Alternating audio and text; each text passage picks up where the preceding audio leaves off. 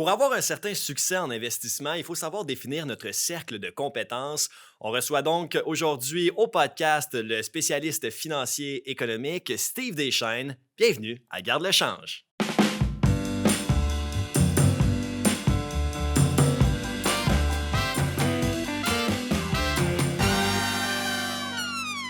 Sam Nadeau, encore une fois, salut. Salut David, Écoute, je suis bien content que tu sois là encore une fois. je suis content que tu m'aies invité, En tant comme à que chaque fois. mon co-animateur préféré. Ouais. Steve Deschaines, salut. Ben, bonjour, merci Mm. beaucoup de m'avoir invité. Ben, merci encore une fois d'avoir accepté l'invitation. On va commencer dans le vif du sujet. Qu'est-ce qu'un cercle de compétences? Le cercle de compétences, en fait, c'est de connaître ses investissements et de les connaître correctement.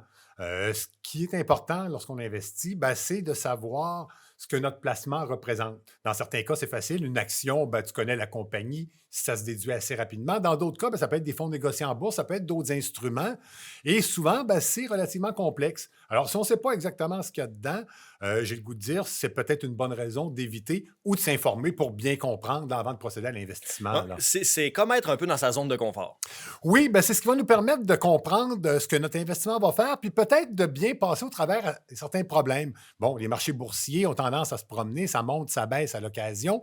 Lorsque ça recule, ben, c'est toujours dérangeant. Et souvent, lorsque ce sont des produits qu'on comprend bien, des entreprises qu'on connaît bien, on a une tolérance au risque beaucoup plus forte. Et ça, c'est extrêmement important d'être capable de tolérer le risque en période de volatilité. Pour garder Alors, notre sang-froid. pour garder notre sang-froid, c'est Ouais. que si tu te sens à l'aise, ça va bien. Quand tu ne sais pas trop ce que tu détiens, ben, tu es un peu, là, un peu stressé. Tu vois que ça recule, ça va pas bien. Donc, tu as le goût de vendre, là, peut-être un peu en panique pour rien. Mais en investissement, quand on prend des risques, parfois, ça peut aussi être bon, là. Ben, il faut prendre un certain risque, là, ne serait-ce que quand tu investis dans une compagnie, une action, par définition, c'est un risque que tu prends, mais c'est un risque que tu connais. Ouais. C'est-à-dire que si tu investis dans des grosses entreprises très, très traditionnelles, c'est facile, le risque est moins grand. Si tu vas aller vers des nouvelles technologies, il n'y a pas nécessairement de problème, ça peut être aussi très bon, mais à ce niveau-là, j'ai le goût de dire, il faut encore plus peut-être savoir de quoi on parle. Ouais. Facile de regarder dans le passé, voir une historique de 40-50 ans de Johnson Johnson, où il y a des chiffres financiers assez stables. Quand une nouvelle entreprise comme Tesla qui te dit on vend quelques voitures, mais on va en vendre des millions dans 4-5 ans, ben, tu as besoin de faire peut-être une analyse un peu plus complète là, Ouais. du détail de la compagnie et du secteur. Si on prend exemple, ben, je ne sais pas, là, toi ou Sam, avez-vous conscience de certains cercles de compétences dans lesquels vous excellez? Ben, Est-ce moi, que c'est plus clair? Ouais, je comprends, c'est bon. moi, personnellement, je fais beaucoup dans la grande capitalisation. J'ai passé ma carrière là, à ce niveau-là. Alors que moi, je fais beaucoup, c'est de l'analyse fondamentale financière. Alors, je regarde OK. beaucoup de ratios parce que je ne peux pas avoir la prétention, à titre d'exemple, de dire je connais tout ce qui se passe dans la compagnie Procter Gamble. Ils ont plus de 20 C'est produits ça. avec des ventes d'1 milliard. Il y avait 3000 produits, ils ont réduit ça à 300 en enlevant les moyens. Il y a énormément de choses dans une entreprise que tu ne peux pas connaître, mais tu peux quand même avoir une bonne idée là, de ce que l'entreprise fait, et en particulier à l'aide de ratios financiers quand c'est des gros joueurs. OK. Quand c'est des plus petites entreprises, ben là, tu as besoin d'une analyse différente pour essayer de comprendre un peu dans quel marché ils vont. Est-ce qu'il y a un marché pour commencer? Est-ce qu'il y a des développements potentiels? Est-ce que la compagnie est vraiment un leader? Si je donne un exemple peut-être d'une entreprise québécoise, si on parle de Lion Électrique, ben Lion Électrique, dans le domaine des autobus et des camions électriques, il faut s'y connaître un peu parce que si tu ne sais pas que Rivian existe et qui est un joueur majeur qui est possédé à 20 par Amazon, ben, tu as un problème parce que Lyon a eu un beau contrat avec Amazon. Ah, mais je te coupe, Steve, excuse. C'est un super de bon exemple là, parce que, tu sais, Lyon Électrique, si on regarde ça de l'extérieur, ils font des autobus électriques. C'est pas rocket science, comme on dit en Mhm. anglais. Par contre, ce que tu viens de dire, notre cercle de compétences, c'est aussi connaître c'est qui les compétiteurs, puis sont détenus par qui aussi. Parce que Rivian, bon, on peut dire, OK, c'est une compagnie qui n'a pas vendu un auto encore. Par contre, Amazon, qui a une flotte de véhicules incroyable, possède 20 des actions. Fait qu'on peut-tu anticiper qu'ils achètent des dizaines de milliers de véhicules, voire peut-être des centaines de milliers. Fait que, tu sais, cercle de compétences, des fois, c'est pas juste la compagnie, c'est autour de cette compagnie-là. Là. C'est quoi les menaces, puis... Ben, est-ce qu'on peut dire que plus la capitalisation d'une compagnie est petite, plus il faut porter attention? Est-ce que c'est ce que je comprends? Ben, moi, si tu me poses la question, je te dirais que oui. Tu sais, la gouvernance aussi des petites entreprises, des petites capitalisations n'est pas la même qu'une très grande entreprise. Il y a des règles sais, des fois, qui sont peut-être un petit peu, on va dire, qui sont un peu plus élastiques dans les petites capitalisations versus les grandes, ben, sont beaucoup plus scrutées. Donc, tu sais, oui, oui, il y a des scandales, là, mais ça reste que, à mon avis, il y en a beaucoup moins dans les grandes entreprises. Je sais pas ce que tu en penses, Steve. Oui, ben c'est ça. Ben, par définition, Ah en ouais, partant, excusez de te vas-y. recouper, mais moi, j'aurais pensé le contraire, dans le fond. Ah ouais? Puisque, ben, plus l'entreprise est grande, plus, si je comprends bien, plus elle est structurée, c'est ce que tu dis, mais Ben, elle est plus elle est structurée, mais tu sais, les conseils d'administration, un peu, c'est les watchdogs en Mhm. anglais, là, ben, tu sais, ça reste qu'ils regardent la compagnie, ils posent des questions, tu sais, les journalistes posent des questions au ouais, trimestre, whatever. Fait que, tu sais, ça reste qu'ils sont scrutés, fait qu'ils font attention à ce qu'ils font, puis ils ont un département légal qui est quand même assez ok, ouais. large. Voir les petites capitalisations, admettons, on parle du 200 millions et moins ou 100 millions et Mhm. moins. Tu sais, des fois, c'est des entreprises qui ont un bureau, puis un centre de distribution, puis ça s'arrête là, puis sur le conseil d'administration, il y a 3 membres de la famille, là. Ouais, c'est vrai. Fait que, tu sais, des fois, ça peut jouer là-dedans, là. Ok. Ouais. Mais vas-y, Steve, continue. Ben, c'est effectivement ça. C'est que les petites capitalisations, dans une grande mesure, tu es dépendant de quelques personnes, voire Hmm. même d'une seule personne dans bien des cas. Et à ce niveau-là, ben, il faut que tu saches que cette personne-là est là. Si demain matin elle décède, tu n'as pratiquement plus d'entreprise dans Mais non. certains cas, là. Alors que si je reviens à mes exemples, un Johnson Johnson ou une Banque Scotia, ben, il y a 6 vice-présidents qui sont particulièrement compétents, qui peuvent prendre la place normalement à pied levé. Et souvent, dans ce genre de grande entreprise-là, ce n'est pas dépendant non plus seulement d'un leader. Je veux dire, tu as énormément de gens. Je regarde chez nous, chez Desjardins. Oui, on a M. Cormier qui est notre leader, qui est le président du mouvement, mais Desjardins tient au travail de ses 50 000 Ouais. employés avant toute chose, j'aurais le goût de dire. Donc, dans ce scénario-là, une grande entreprise est comme protégée par la multitude Ouais. d'employés, par la multitude de produits, de clients. La petite entreprise, souvent, beaucoup moins de clients, peu de produits. Donc, dans le cas de Lyon, si à titre d'exemple, il y avait un grave problème avec les autobus électriques, ben, il ne reste pas grand-chose. Alors, petite Hmm. capitalisation, c'est vraiment un monde très différent là, auquel il faut faire encore beaucoup, beaucoup plus attention, à mon avis, et aller voir de beaucoup plus proche ce qui se passe. Quand on parle de, bon, on va évaluer un titre, on va évaluer une compagnie, ça serait quoi peut-être 4 5 indicateurs qu'il faudrait regarder qui nous donneraient un bon portrait de la situation? OK. Ben, dans la plus grande capitalisation, c'est des ratios financiers, comme je disais. Alors, court-bénéfice, normalement, va être extrêmement important. Après le court-bénéfice, on va avoir là, ce qu'on appelle le cash flow et le free cash flow, les fonds discrétionnaires, les flux monétaires libres. Euh, toutes ces données-là se retrouvent là, et se rejoignent dans une grande mesure. Là. Ultimement, ce que ça nous donne comme chiffre, c'est comment d'argent la compagnie fait. Et à partir de là, ben, tu es capable de voir ce que tu vas investir. Alors, ce genre de données-là, puis des données supplémentaires, là, le dividende qu'on peut te verser, la dette que la compagnie va avoir, sont, je dirais, les gros sujets extrêmement importants pour les grandes entreprises. Tu avais parlé en pré-entrevue, lorsqu'on s'était parlé il y a quelques semaines, de Peter Lynch. Moi, je connaissais pas ce gars-là, puis je trouve ça intéressant. Je veux que tu en parles. Qui est Peter OK. Ben, Lynch? Peter Lynch, c'est intéressant. C'est un des gestionnaires de fonds mutuels, là, parmi les plus connus, un des plus célèbres, qui a géré le fonds Magellan. C'était le plus gros fonds mutuel Ouais. aux États-Unis, énormément d'argent. Donc, M. Lynch lui-même a fait énormément d'argent. Et sa logique était justement de dire, moi, je fais des investissements que je comprends dans des entreprises que je connais. Et évidemment, là, il y a un pouvoir qu'on n'a pas tous, mais ce qu'il faisait, c'est physiquement d'aller dans les usines. Il rentrait carrément dans l'usine, évidemment sur invitation de la compagnie, se promenait et regardait comment ça fonctionnait, si c'était à son goût. Donc, à partir de là, il y avait une vraie vision de ce qui s'y fait. Plus tard dans sa carrière, c'était drôle, rendu un peu plus vieux, il disait, écoutez, je suis moins en forme, je me déplace moins. Il dit, maintenant, ce que je fais, je reste à la maison et j'attends que ma femme rentre. Et quand elle rentre, je regarde les sacs avec lesquels elle revient du centre Hmm. d'achat et j'achète ces compagnies-là. Et la logique est très vraie. Là. Si tu as des entreprises avec lesquelles tu te sens à l'aise et que tu es capable de voir, souvent, je vais avoir des commentaires d'analystes et ce que l'analyste fait, ben, c'est carrément ce qu'il va voir. Il rentre dans les magasins. À titre d'exemple, là, du côté américain, chez Ross, c'est un peu un concurrent de Marshall et Winners chez nous. Alors, chez Ross, le type est rentré en Floride, en Californie, à New York, est allé voir et il dit, quand je rentre, je me rends compte que les inventaires sont à peu près à 30 de ce que c'était avant la COVID. Ils sont vidés d'inventaire, ils n'ont pas beaucoup de produits à vendre. Alors, il était capable de nous dire, ça ne va pas très bien. Ben, c'est d'aller voir directement, parce que Ross, c'est une bonne compagnie, ça va bien, mais on n'est pas toujours au C'est courant des ça. détails. Quand tu es capable de voir directement, même chose quand tu vas regarder là, pour l'ensemble des entreprises, exemple dans le secteur du pétrole, ben c'est pas compliqué de voir que le prix monte à la pompe et qu'ils font bien de l'argent. Alors, il y a des choses où tu n'as Ouais. pas besoin d'être un spécialiste. Là. Je suis pas capable de t'expliquer la différence entre du Ouais. suprême et du régulier, personnellement, dans le pétrole. Là. Moi Mais non quand plus. je- mais quand je vois Tinky et que je vois ce que je lui donne, je me rends compte qu'ils font probablement plus d'argent que quand je payais la moitié moins cher Ouais. Ouais. il y a de cela 1 an ou 2. Puis il y a le domaine manufacturier aussi où des fois tu peux aller dans le parking puis checker s'il y a 1 ou 2 ou 3 chiffres. Là. C'est pas un toi chiffre de qui as fait soir, ça? puis un chiffre de soir puis un chiffre de nuit. Non, c'est un conseiller financier avec qui je Ok, travaillais. c'est ça. Puis on avait acheté des actions d'une compagnie au Québec. Puis il s'était déplacé, aller voir dans le parking, puis parler aux employés comment ça allait. Puis tu sais, ultimement, c'est tellement simple à faire, mais tu sais, il faut prendre action, de prendre son auto, aller faire une coupelle d'heure des fois d'auto, puis d'aller voir sur place. Mais tu sais, quand l'employé dit « Ah non, ça vire à fond de train, on est sur 3 Ouais. chiffres, on a de la misère à recruter parce qu'on a tellement de contrats. » Tu sais, je veux dire, ça ment pas tellement.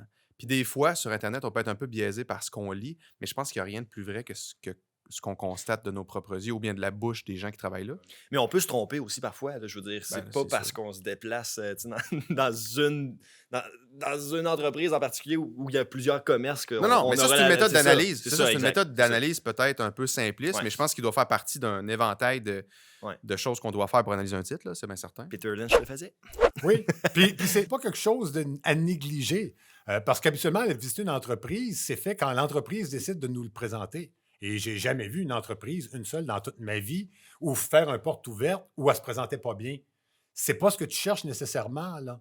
Ouais. Moi, ce que je veux, c'est le pire des scénarios. Je rencontrais aussi souvent des présidents d'entreprise à l'époque, et c'est toujours ce que je lui demandais. Raconte-moi pas ce qui va bien, ça, j'en ai pas de problème, ça va être merveilleux, on va faire des millions, tout le monde, là. Qu'est-ce qui pourrait accrocher dans ton affaire? Ça pourrait être quoi ton problème? Ce que j'ai le plus aimé, c'est une fois que j'en ai eu un président d'entreprise qui est venu nous voir et qui m'a dit « Steve, ma compagnie ne fera rien de bon pendant 2 ans. Hein? Comment ça, les actions font rien de bon? » C'est un peu, je trouve ça un peu paradoxal, là, parce qu'habituellement, ils viennent tous me dire que ça va bien aller. Il me dit « Je peux pas te mentir, mes concurrents vendent à perte. Ils en ont pour 2 ans avant de faire faillite. » Et ils le voyaient faire et c'était carrément là où on allait. Alors, il faut que tu regardes plusieurs réalités autour pour bien comprendre ce qu'il en est. Et oui, souvent, c'est de chercher des pistes à côté. Plutôt que j'aurais le goût de dire, c'est un peu paradoxal, mais plutôt que de regarder ce qui nous saute aux yeux et ce qu'on veut nous montrer. Ouais. Oui, bien, ce qu'on voit beaucoup de ce temps-ci, là, à cette heure, avec les nouvelles technologies, c'est des suivis de population sur Google.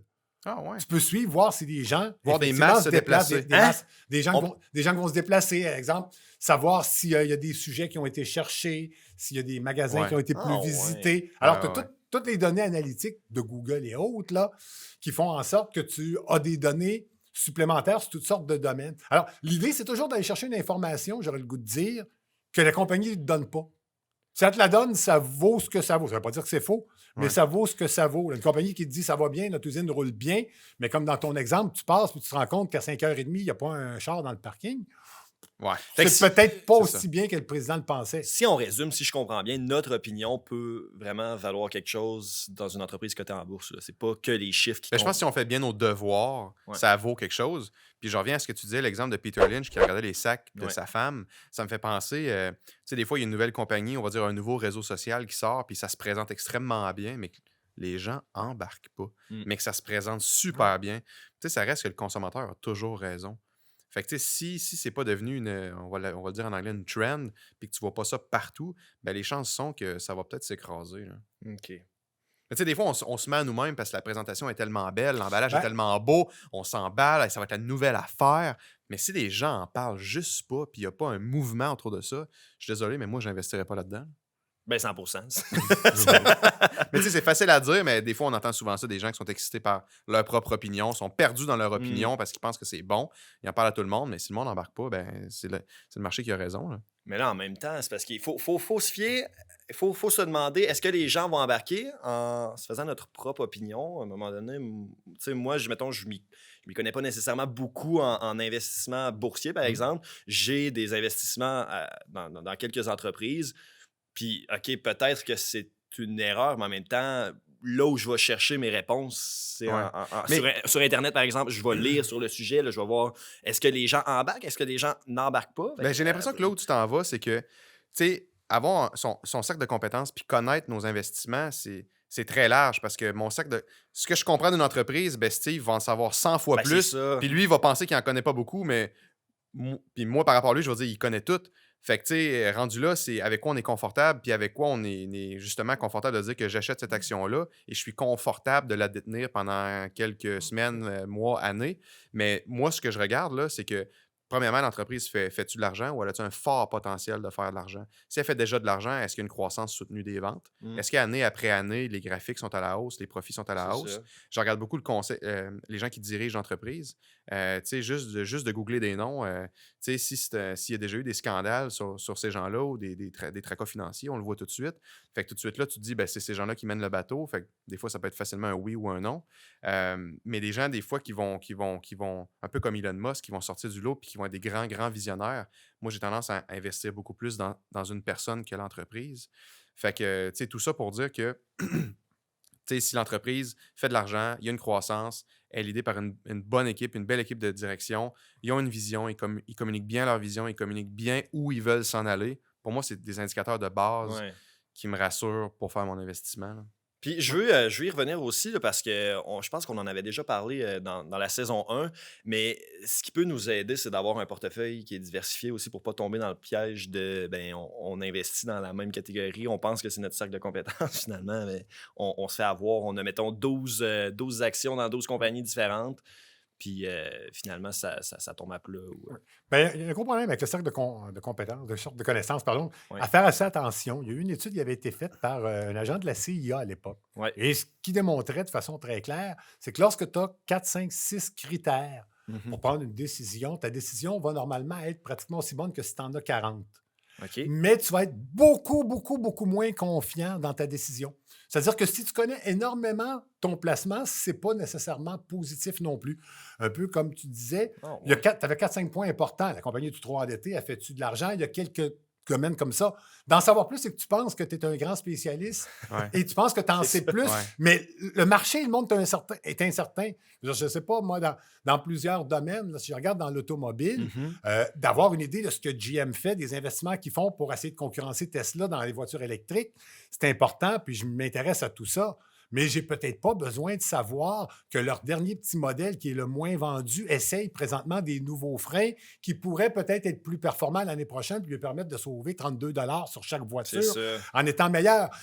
Non, mais ma décision ne sera pas plus forte. Là. Ouais. Ça ne changera rien au fait que leur fonds de pension est sous ou financé d'1 milliard qui aurait 10 fois plus d'effet que ce que les freins vont faire. Alors, l'idée, c'est d'avoir une connaissance de l'entreprise des points importants. Donc, point important, je dirais 2-3 points financiers dans chaque cas. Es-tu trop endetté? Fais-tu de l'argent? Des choses comme ça. Et les produits de base. Mais le produit, je ne serais pas capable de bâtir un iPhone demain. Mais Ouais. je comprends pas mal de quoi ça a l'air, comment c'est fait, puis je me rends rapidement compte que pas mal tout le monde l'aime plus que les autres marques quand ils en ont un.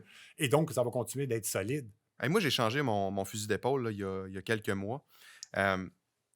Je pense que c'est le président de Berkshire Hathaway qui avait dit ça, là, parce que je veux dire son Monsieur nom. Buffett? Monsieur Buffett, il avait dit ça.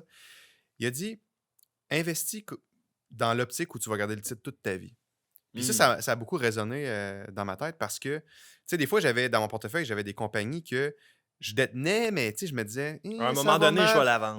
Non, mais Non? des fois, ça commençait à aller mal, le titre descendait, puis tu sais, je venais stressé, puis d'autres titres comme, mettons, Mastercard ou Visa, que je me dis, ça, ce titre-là, je veux l'avoir toute ma vie. Ouais. C'est plugué avec la consommation, on ne consommera pas moins. Ça me crée zéro stress, ça me crée zéro préoccupation. Fait que là, j'ai vraiment épuré mon portefeuille. Puis je suis allé vers des compagnies ou des ETF indiciels où je me dis, pour le reste de ma vie, là, je suis confortable de garder ça, puis j'ai zéro stress. Ouais. Puis depuis ce temps-là, on dirait que ma vie va mieux. C'est le fun. Fait Hein? que ça, je pense que c'est une track c'est une piste que je vais continuer à suivre. Ouais, c'est ce que j'ai fait aussi parce qu'à un moment donné, moi, je ne suis pas un professionnel. Puis j'ai suivi vos conseils. J'y vais vers la simplicité, les fonds également. Puis je suis comme certain de ne pas manquer mon coup. Tu sais, là, en ce moment, il y a beaucoup de gens qui investissent à la bourse, puis tout ça. Ouais. Puis, tu sais, quand on commence, souvent, on n'a pas beaucoup, beaucoup, beaucoup d'argent. Mais quand ça se met des fois à aller mal, puis qu'on est stressé parce que, comme je disais tantôt, c'est pas un titre qu'on veut garder toute notre vie ou qu'on serait confortable à garder Ouais. pour toujours, ça impacte notre journée de travail. Puis, tu sais, des fois, tu es dans un domaine où il faut que tu sois concentré parce que tu fais un show live, par exemple, ou tu es dans un travail manuel, puis que si tu fais pas attention, tu vas te couper un doigt. Fait que, tu sais, d'être confortable avec ses actions peut éviter bien des drames. Ben Ou oui. bien des fois, tu sais, un esprit qui est ailleurs, qui fait que tu es moins performant dans ton travail, ce qui fait que des fois, tu peux perdre ton emploi ou faire moins d'argent. Fait que tu te concentres des fois sur très peu d'argent à la bourse versus ton revenu principal, qui Ouais. est ce que tu fais. Fait que ça, je commence à le voir là, dans les gens que je connais qui se sont lancés à la bourse, que leur focus a changé, puis il me semble que ça va... l'élastique, quand elle va péter, ça va faire mal, là. Ben, ce que tu dis est intéressant parce que les gens, pour plusieurs, viennent à la bourse souvent au début avec juste une ou deux idées en tête. Un petit stock dont ils ont entendu parler par un Ouais. beau-frère, ils pensent mettre le Ouais. 3000 pièces là puis que ça va doubler. Éventuellement, ça recule un peu. Et là, ben, je dirais, c'est souvent ce qu'on voit dans l'industrie. Tu as deux choix. Soit que tu apprends et tu découvres qu'il y a des titres comme ceux dont tu parles que tu garderais peut-être plus longtemps ou peut-être même toute ta vie comme un Visa ou Mastercard. Et là, tu te rends compte que d'avoir une majorité de tes titres dans des affaires comme ça, tu dors bien. Ça n'empêche pas d'avoir une petite partie quand tu as un portefeuille suffisamment gros pour aller peut-être vers du plus spéculatif, vers quelque chose qui pourrait C'est soigner ça. plus, mais pas pour une trop grande partie. Le problème des gens, souvent, c'est qu'ils mettent une énorme partie, voire tous leurs actifs là-dedans. Quelqu'un s'est fait dire que par son beau-frère qui a acheté des bitcoins, qui a fait bien de l'argent, veut en faire Ouais. lui aussi en achetant le même bitcoin. Ça se Un peut. timing qui est différent en Ben, plus. c'est ça se peut que Ouais. ça marche ou pas, mais là, tu vas acheter quelque chose que quelqu'un te dit moi, j'ai tellement fait d'argent depuis que je l'ai acheté que je suis quasiment sur le bord de le vendre, peut-être. C'est un peu paradoxal. Alors que les entreprises, comme tu disais, que tu pourrais, je dirais pas les garder à vie comme Visa, parce qu'il n'y a personne qui peut te garantir que Puis tu- PayPal puis ne tu- mettra pas Visa en Puis faillite tu m'as demain. dit avant l'émission que toute compagnie est vouée à faire faillite. Ouais, Ouais, c'est à un ça. certain moment Ouais, donné. T'es ça, optimiste. c'est un bout un peu particulier. Là. Ouais. La bourse monte tout le temps. La preuve, on est toujours à des nouveaux records là, récemment. Mais la plus grande majorité des compagnies ont tendance à disparaître ou à fortement rapetisser. Je veux dire, à l'époque, dans les années 70, on a parlé des Nifty 50. C'était 50 entreprises qui seront là éternellement, sont pratiquement toutes disparues, Polaroid Ah en ouais. tête. Mais je veux dire, Polaroid a eu le temps de se faire battre par Kodak, qui a eu le temps de se faire battre par Canon, qui a eu le temps de se faire battre par Apple. On ne l'avait pas vu venir, celle-là, c'est le Non. téléphone qui battrait l'appareil photo. On est rendu là. Alors, Polaroid ne devait pas mourir jamais puis exister toute sa vie. On est déjà rendu à 3 joueurs qui ont été battus par Apple dans le même secteur. avec un téléphone. Comment t'appelles ça, le Ninety 50? Les Nifty 50. C'est comme... Les, cin- C'était les 50 plus grands. Les 50 solides, là, ouais. C'est comme un peu le S&P 500. Oui, mais de 50. Ils ont comme sorti à peu près 50 OK. grosses compagnies. Comme on pourrait le faire aujourd'hui ou comme on regarde au Canada, le TSX 60. Là. Oui. C'est pas mal les 60 plus grosses compagnies. Ah. Tout ça, c'est des compagnies éternelles. Bon, oui, c'est des compagnies qui vont être là longtemps, mais éternel est un grand mot. Je veux dire, je pense à Facebook. Là, la plupart des gens pourraient dire Facebook, c'est fort, c'est riche, c'est incroyable. Oui, mais demain matin, si on s'en va dans le métaverse, parce que Facebook s'appelle maintenant Meta Plateforme, ben oui. ben, si on s'en va dans le métaverse, c'est peut-être Roblox qui va créer le premier métaverse, puis peut-être Microsoft qui va en faire un meilleur, puis je ne connais pas ça, puis je ne sais pas où ça va aller, mais il y a peut-être de la place pour 5 métaverses dans le monde, puis Facebook en sera peut-être pas un. Mais le jour où tu vas pouvoir aller discuter avec Socrate puis aller avec Elvis en hologramme, non, mais ça va peut-être être plus le fun que de voir une photo d'Elvis sur ton Facebook plate qui va nulle part, puis ton petit Instagram. Alors, ça se pourrait que Facebook et Instagram, c'est, je veux dire, MySpace, ça s'appelait. Je n'ai pas bien connu ça à l'époque. Là, Ah, mais, moi, C'est je suis MySpace, trop ouais, jeune. je te Voilà. confirme, c'est MySpace. Bon, ben Ouais. MySpace devait être le champion. Je veux dire, à MySpace. travers le temps, moi, j'ai vu Netscape, là, ça dit pas grand-chose Ouais, à grand j'ai connu monde. ça aussi, ouais. Internet Explorer l'a éliminé. Ils ont été poursuivis, ils ont payé 1 milliard, mais ils en ont fait beaucoup plus que ça du côté de Microsoft. Alors, il y a un paquet d'entreprises qui finissent par reculer, qui finissent par avoir leurs problèmes. BlackBerry, si on regarde chez nous. Nortel, c'est la plus grosse compagnie au monde, c'est tombé. GE, ça valait 600 milliards. En date d'hier, on nous a annoncé qu'on allait se séparer en 3 entreprises différentes. La majorité des entreprises finissent par avoir des problèmes. C'est un peu plate. là. Super. Hey, si on fait un court Ouais. résumé de tout ce Un qu'on wrap. de tout ce qu'on a appris, cercle de compétences, regardez les indices de base d'une compagnie. A fait-tu de l'argent? Y a-t-il Ouais. une croissance? La gouvernance, ça ressemble à quoi? Mhm. Pas d'excès de confiance, trop rechercher une entreprise, trop rechercher sur cette entreprise-là. Des fois, on nous met des œillères qui fait Mhm. qu'on tombe dans le panneau. J'en oublie-tu? Zone Steve? de confort. Non, c'est bien. Puis c'est ce qui fait qu'on va être capable justement de tolérer les grandes variations puis les problèmes, de connaître son entreprise, de se sentir à l'aise. Tu sais, Ouais. si tu regardes Couche-Tard puis tu dis, bon, ben Couche-Tard, moi, je les aime bien, ils sont partout, ils n'ont pas de problème, ils ne ferment pas vraiment de dépanneur, ils continuent d'en ouvrir ailleurs, la compagnie est bien gérée, ils font de l'argent, ils ont réduit la dette. Ben, ça se peut que ça aille mal, ça se peut que les actions reculent, ça se peut qu'ils ne vendent plus de pétrole parce que tout le monde a une voiture électrique puis qu'ils perdent bien de l'argent puis qu'ils vendent moins de chips. Tout est possible. Mais avant qu'ils s'en aillent en faillite, non, mais tu sais, avant qu'ils s'en aillent en faillite demain, Couche-Tard, si tu le guettes un peu, tu as le temps de voir venir puis de comprendre, un peu comme tu disais avec Visa. J'ai un scénario où Visa pourrait tomber en faillite parce que PayPal va complètement les planter parce que Visa coûte trop cher. Mais j'ai pas de scénario que Visa, à moins d'une fraude majeure, tombe en faillite demain, là. C'est ça. Si ça devait arriver, je vais avoir le temps de le voir venir, puis j'aurai le temps de m'acheter un peu de PayPal si c'est lui qui devient le gagnant ou Square pour me faire un portefeuille équilibré. Fait que j'aurai une vieille financière puis une nouvelle. Je serais pas trop mal. Alors, c'est un peu l'idée de te diversifier, mais essayer de toujours rester quelque part où tu connais un peu ton sujet, ce qui fait en sorte que tu vas pouvoir te comporter de façon logique. Tu vas pouvoir tolérer là, une volatilité très forte. Merci beaucoup, Steve Deschaines, comme d'habitude. Toujours très pertinent. On risque de se revoir pour un autre podcast également. Merci beaucoup, Sam. Puis aux auditeurs, merci beaucoup également. On se dit à la prochaine pour un autre épisode de Garde le change. Ciao!